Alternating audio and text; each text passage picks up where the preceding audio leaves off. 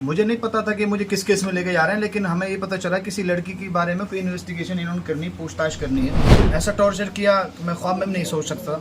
बहुत टॉर्चर किया, पूरी रात मुझे मारते रहे हर तरह से।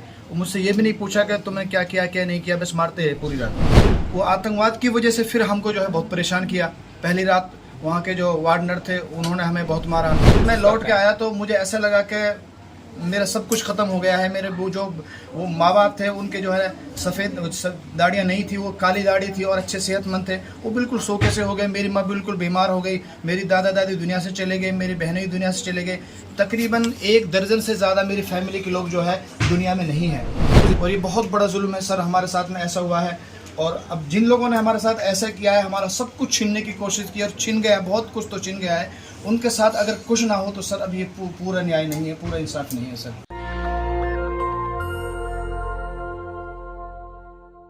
देखिए,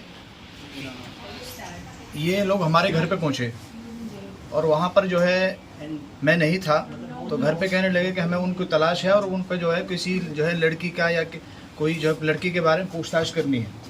तो इस तरह घर पे गए थे। तो उस वक्त मैं घर पे नहीं था, तो अगले दिन मुझे पता चला तो जो है मैं तो पुलिस के डर की वजह से इधर उधर था। तो फिर 4 या 5 दिन के बाद में मैं सरेंडर हुआ। तो मुझे नहीं पता था कि मुझे किस केस में लेके जा रहे हैं, लेकिन हमें ये पता चला किसी लड़की के बारे में कोई इन्वेस्टिगेशन इन्होंने करनी, पूछताछ करनी है। तो ये मुझे लेके चले गए, तो दिल्ली लेके आए। तो वहाँ पर ऐसा टॉर्चर किया कि मैं ख्वाब में भी नहीं सोच सकता। बहुत टॉर्चर किया, पूरी रात मुझे मारते रहे हर तरह से। मुझसे ये भी नहीं पूछा कि तुमने क्या किया क्या नहीं किया, बस मारते रहे पूरी रात। सर इसी तरह होता रहा। फिर अगले दिन जो है मुझे ये कोर्ट में लेके गए। मुझसे कहा कि अगर तुमने जज साहब के सामने कुछ बोला तो हमारे पास ही तुम रहोगे 1 महीने, हम इसी तरह पिटते रहेंगे। तो सर फिर अगले दिन फिर लेके आए मुझे। इन्होंने रात में तो हर रात तो मुझे मारते ही थे, दिन में थोड़ा सा मुझे जो है रिलीफ मिलता था।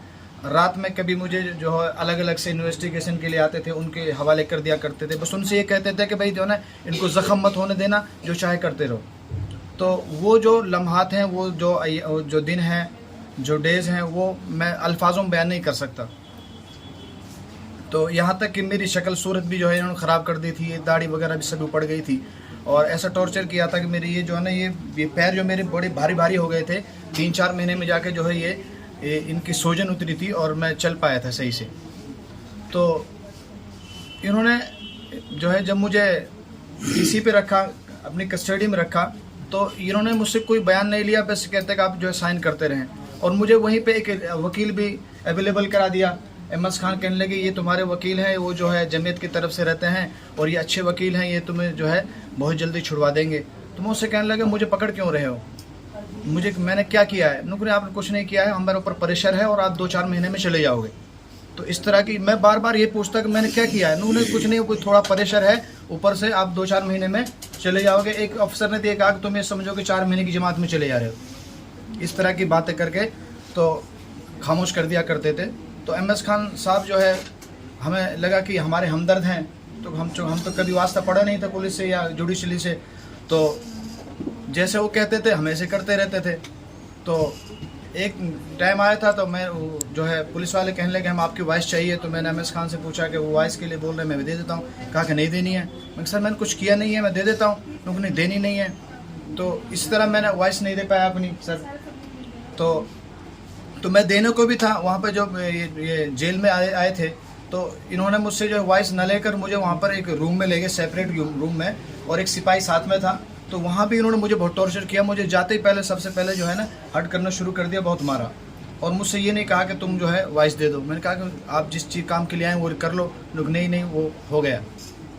तो उन्होंने मुझसे एक जो है एक पर्चे पे कुछ लिखवाया कि मैं जो है वो मैंने लिख दिया। उस वक्त बहुत टॉर्चर था।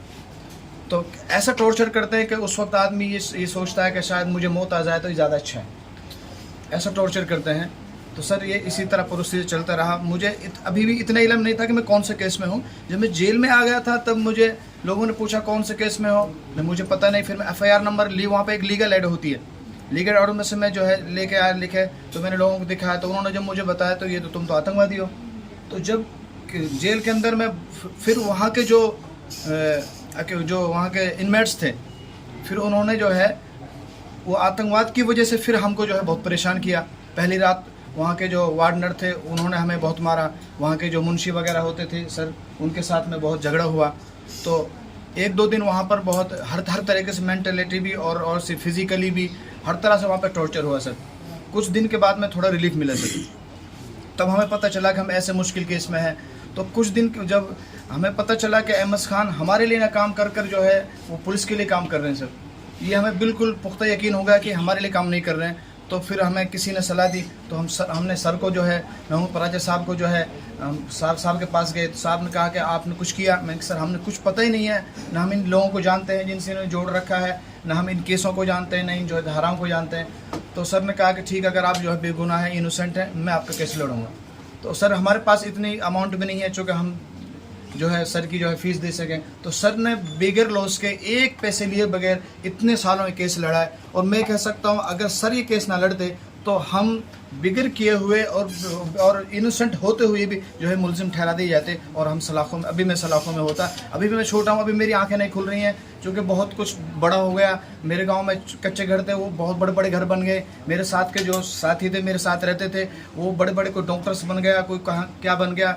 तो उनको देखकर मुझे ऐसा लगता है कि मैं जीरो पे नहीं हूँ बल्कि मैं माइनस में चला गया हूँ। जब आप लौट कर आए हैं तो आपने कितने साल जेल में रहे? जब लौट कर आए तो आपकी जिंदगी से क्या कुछ खत्म हो चुका था? आप सर जब मैं लौट के आया तो मुझे ऐसा लगा कि मेरा सब कुछ ख़त्म हो गया है। मेरे वो माँ बाप थे, उनके जो है सफ़ेद दाढ़ियाँ नहीं थी, वो काली दाढ़ी थी और अच्छे सेहतमंद थे, वो बिल्कुल सोखे से हो गए। मेरी माँ बिल्कुल बीमार हो गई, मेरी दादा दादी दुनिया से चले गए, मेरी बहनें भी दुनिया से चले गए।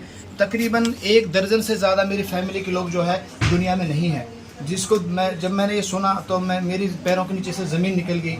और इसी के सिलसिले में मैंने अब्बा जी से पूछा कि आजकल आप क्या कर रहे हैं? कहा कि बेटा मेरा एक जो है छोटा एक बिज़नेस था, वो भी सब ख़त्म हो चुका। तेरी वजह से मेरे पास कोई कुछ लेने में नहीं आता, मेरा सारा कारोबार सब ख़त्म हो चुका है और हम बहुत बेइज्जती महसूस कर रहे हैं। हम घर से निकलते हैं तो हमें बहुत जो है हर्ट होता है।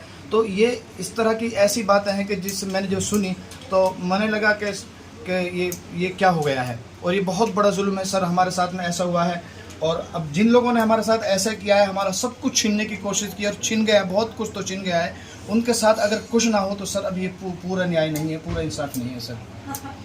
नेशनल दस्तक की आपसे गुजारिश है कि अगर इसको बचाना चाहते हैं तो नेशनल दस्तक को सब्सक्राइब करने के लिए रेड कलर के सब्सक्राइब बटन को दबाएं, फिर बेल आइकन की घंटी दबाएं। नेशनल दस्तक को बचाने के लिए बहुत जरूरी है कि हर खबर को शेयर करें, लाइक करें, कमेंट जरूर करें।